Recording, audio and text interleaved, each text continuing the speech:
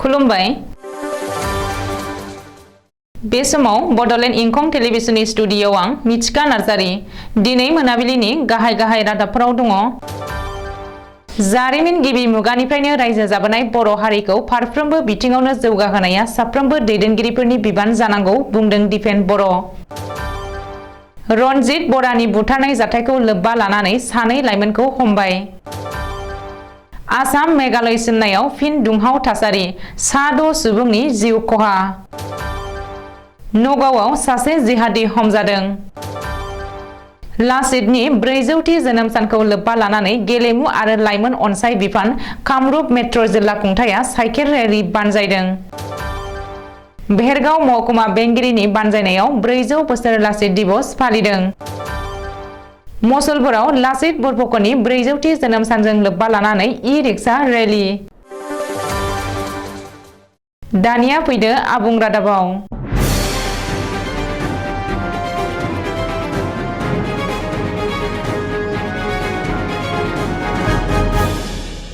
जारिमिन गिबि मुगानिफ्रायनो रायजो जाबोनाय बर' हारिखौ फारफ्रोमबो बिथिङावनो जौगाहोनाया साफ्रोमबो दैदेनगिरिफोरनिनो बिबान जानांगौ। बे बाथ्राखौ मिरु एबसु आरो अदालगुरि जिल्ला एबसुआ जथायै बानजायनाय बाइक रेलियाव बुंथिदों एबसुनि आफादगिरि दिपेन बर'आ। मख'नो गोनांदि मिरु एबसु आरो अदालगुरि एबसुनि जथाय बानजायनायाव हारियारि मोनथाय आरो समाजारि थार बिजिरनायनि थाखाय सुबुं सांग्रांथिनि बाइक रेलिया दिनै नैथि सान। हाबाफारि बायदियै फुंबिलिनि गोथार आरजखौ जागायनानै नैथि साननि बाइक रेलिखौ जागायफिनो आम्बागाव गोजौ फरायसालिनि गेवलां गेलेग्रा फोथारनिफ्राय। थिखानाय हाबाफारि बायदियै सुबुं सांग्रांथि रेलिनि गेजेरावनो रायजोफोरजों सावरायनाय बुब्लियाव एबसुनि आफादगिरि दिपेन बर'आ रायजो राजाफोरखौ थुलुंगा होनानै बुंथियो दि जारिमिन गिबि मुगानिफ्राय रायजो जाबोनाय बर' हारिखौ फारफ्रोमबो बिथिङावनो जौगाहोनाया साफ्रोमबो दैदेनगिरिफोरनिनो बिबान जानांगौ। लोगोसे बिथाङा सानैसो सुबुङा एबसुनि सुबुं सांग्रांथि रेलिखौ गुबुन गुबुन महर होनानै आरो गाब फोननानै बाहाना खालामनानै हारि दानायनि बिबाननिफ्राय गावसोरखौनो बारग'नो सानदोंब्ला बुब्लिया रावखौबो निमाहा होनाय नङा होननानैबो दिपेन बर'आ बुङो आरो माहारिखौ रैखाथि गोनां हारि महरै गायसननायाव बाहागो लानो नोलोबारि दख'रा एबसुनि बेन्दोङाव थानाय लाल बाहादुर शास्त्री गोजौ फरायसालिनि गेवलां फोथारनिफ्राय बयखौबो खावलायहरो। रनजित बरानि बुथारनाय जाथायजों लोब्बा थानायनि सन्देह खालामनानै दिसपुर पुलिसआ सानै लाइमोनखौ हमनो हाबाय। सन्देह खालामजानाय सानै लाइमोनखौ सोंनाय फिननाय आरो जेरा खालामनायनि थाखाय दिसपुर पुलिसआ थांनाय हराव हमदों। जाथाय जानाय जायगानिफ्रायनो सानै सुबुंखौ हमनो हादों। रिपर्ट बादिब्ला थांनाय हराव हमनायनि उनावनो सानै लाइमोनखौ दिसपुर पुलिसआ गोख्रों जेरा खालामदों। बबेखानि जेरा खालामनायनि गेजेरजों रनजित बराखौ बुथारनाय जाथायनि सायाव माखासे क्लुफोरा सोराङाव फैदों होननानै दिसपुर पुलिसआ सुलुङाव फोरमायदों। मख'नो गोनांदि समबारखालि गुवाहाटी नोगोरमानि पान्जाबारियाव पुरबी डायरी डिस्ट्रिबिउटर्सनि मेनेजार रनजित बराखौ सिनाय मोनि दुथांफोरा गारिजों फैनानै सान्थिं बाथिं गावथारलांदोंमोन आरो रनजित बरानि 2.5 लाख रांनि बेगखौ सिख'नानै लांदोंमोन। सोनाब कार्बि आलं जिल्लानि आसाम मेघालय सिमनायाव फिन दुंहाव थासारि कार्बि आलं जिल्लानि आसाम मेघालय सिमना ओनसोलाव गुलि गावनाय जाथाया सोराङाव फैदों। बे जाथायाव जिउ गोमानाय सुबुंनि बिबाङा सा 6 सिम बांबाय। बेनिनो सा 4आ जाथायसालियावनो जिउ गोमायो। रिपर्ट बादिब्ला सोनाब कार्बि आलंनि जिरिकिदिं खोन्दोआव रैखाथि बिफाननि गारिखौ थांखिनानै सुरां दंफां फालांगिरिफोरा गुलि गावदों। रैखाथि बिफाना सुरां दंफां रोगानाय गंसे ट्राकखौ हमनायनि उनावनो बे जाथाया जायो। उनाव रैखाथि बिफानाबो फिननाय होनानै गुलि गावनो गोनां जायो। बे जाथायाव साथाम दंफां सिखाव आरो सासे हमगार्ड जवाना जिउ गोमायो आरो गुबुन सासे हमगार्ड जवाना गोब्राब जखम जायो। बबेखानि दंफां सिखावफोरा गिबियाव पेट्रलिं खालामनाय रैखाथि बिफान आरो हाग्रा बिफाननि जवानफोरनि ट्राक साखाखौ गावफ्रुयो आरो 300निबो बांसिन दंफां सिखावफोरनि हानजाया सिखा रुवा जं लानानै रैखाथि जवानफोरखौ बेंखननो आरो गाग्लोबो।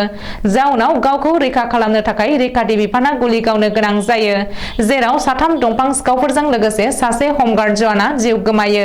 मख'नो गोनांदि दंफां सिखावनि गाग्लोबनायाव जिउ गोमानाय हमगार्ड जवानखौ बिद्या सिंह लेक्टे आरो जखम जानाय जवानखौ अभिमन्यु होननानै सिनायथिनो हादों।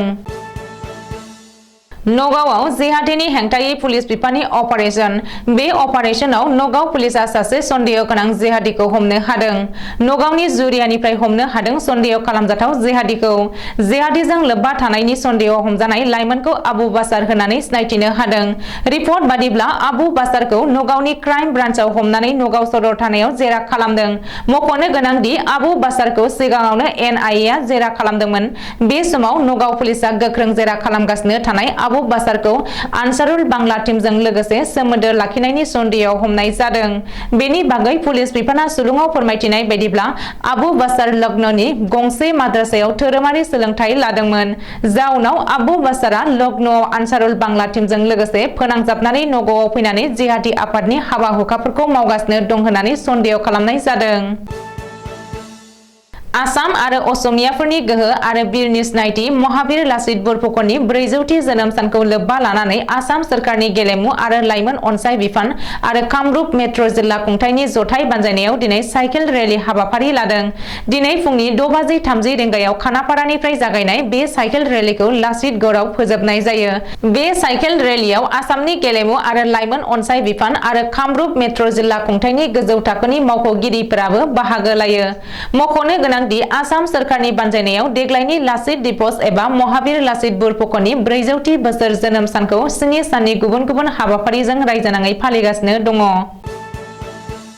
सारा आसामावनो बीर जोहोलाव लाचित बरफुकननि 400 बोसोर जोनोम सानजों लोब्बा लाखिनानै बेहेरगाव महकुमा बेंगिरिनि बानजायनायाव दिनै टंला गोजौसिन फरायसालिनि गेलेग्रा फोथारनिफ्राय मोनसे आगान सुरनाय हाबाफारि बानजायदों। बेहेरगाव महकुमानि सिङाव थानाय फरायसालिमानि गोरायुं फोरोंगुरु मावख'गिरि कर्मचारि आरो टंलानि गुबुन गुबुन फरायसालिनि 1000निबो बांसिन फरायसा फरायसुलिफोरा लोब लोब बाहागो लानाय थाबायनाय एबा हाबाफारिखौ बेखेवनानै होयो बेहेरगाव महकुमानि बेंगिरि दीपक भुवाया। बे आगान सुरनाय हाबाफारियाव टंला जौसिन फरायसालिनिफ्राय जागायजेननाय टंला नोगोरमानि गेजेरजों टंला बेहेरगाव लामाजों फैनानै टंला कुकुराकाटासिम फैनानै फिन बे लामाजोंनो गिदिंफिननानै टंला जौसिन फरायसालिनि गेलेग्रा फोथाराव फोजोबो। लाचित बरफुकननि 400थि जोनोम सानखौ लोब्बा लानानै आसाम सोरखारनि बिथोन बायदियै 18 नभेम्बरनिफ्राय 25 नभेम्बरसिम 8 साननि बायदि गुबुन गुबुन मेहेरगोनां हाबाफारिजों फालिनाया सोलिगासिनो दङ। लाचित बरफुकननि जोनोम सानजों लोब्बा लानानै बाक्सा जिल्लानि सदर मुसलपुराव बाक्सा जिल्ला खुंथायनि बानजायनायाव लाचित बरफुकननि जिउ जारिमिननि सोमोन्दै सुबुंफोरनो मिन्थिहोनायनि थांखिजों ई-रिक्सा रेली खालामो। बे ई-रिक्सा रेलीखौ फ्लेग अफ खालामनानै होयो बाक्सा जिल्लानि जिल्ला बेंगिरि मासान्दा मेगदालेन पार्टिना। बे ई-रिक्सा रेली हाबाफारियाव बाहागो लायो फारियै बाक्सा जिल्लानि एसपि राजेन सिंह, एडिसि भान्डी तालुकदार आशराफुल आमीन, एसिस्टेन्ट कमिशनार निजोरा बर', बाक्सा जिल्लानि DTO आसिफ आहमेद बिथांमोना।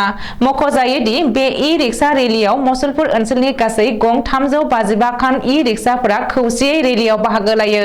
बे ई-रिक्सा रेलीखौ बाक्सानि सदर मुसलपुर DTO मावख'निफ्राय निकासि बरबरि जानानै गासै 30 किल'मिटारसो खालामनाय जायो। दिनै मोनाबिलिनि रादाबा एसेनोसै। गोजोन्थों।